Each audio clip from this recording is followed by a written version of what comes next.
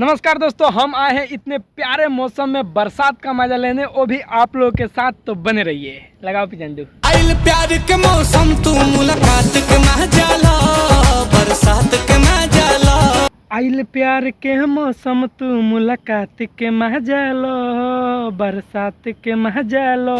अच्छा, इस साला कहीं सुना सुनाए लग रहा है बे।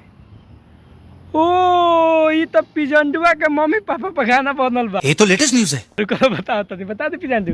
ना मत बताओ। रुक बताओ तो मजा आई।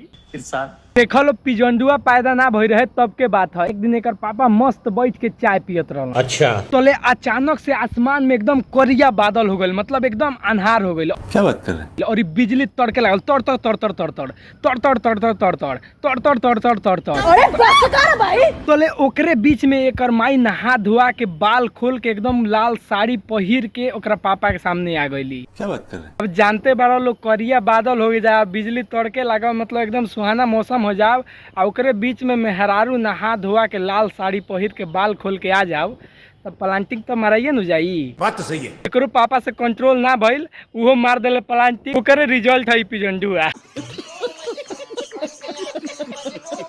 बरसात के मजा लो। देखो नीलकमल भैया, तनी कम बरसात के मजा लो। एक जना 2 साल पहले सेम मजा लेले बाड़े, एकदम बरसाते के मजा लेले बाड़े। सुन लो, बरसात के मजा लो, बरसात के मजा लो। इहे बरसातवा इनकर गाड़ी के घाव भइल बा, लाई बा के इनकर गाड़ी में बांस करती है।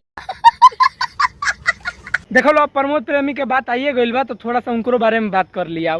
ई है प्रियंका राय, इनका के तो पहचानते हो बोलो। प्रमोद प्रेमी के बहुत सारा हिट गाना में डांस कैले बाड़ी। शायद 2014 से ही प्रमोद प्रेमी के साथ ही काम कैले बाड़ी। फिर ई प्रमोद प्रेमी के साथ काम करत करत शायद रिलेशन में आ गइल बाड़ी। इहो हो गइल बा, इहो हो गइल बा, आ फिर एकरा के गिराइयो दियल बा।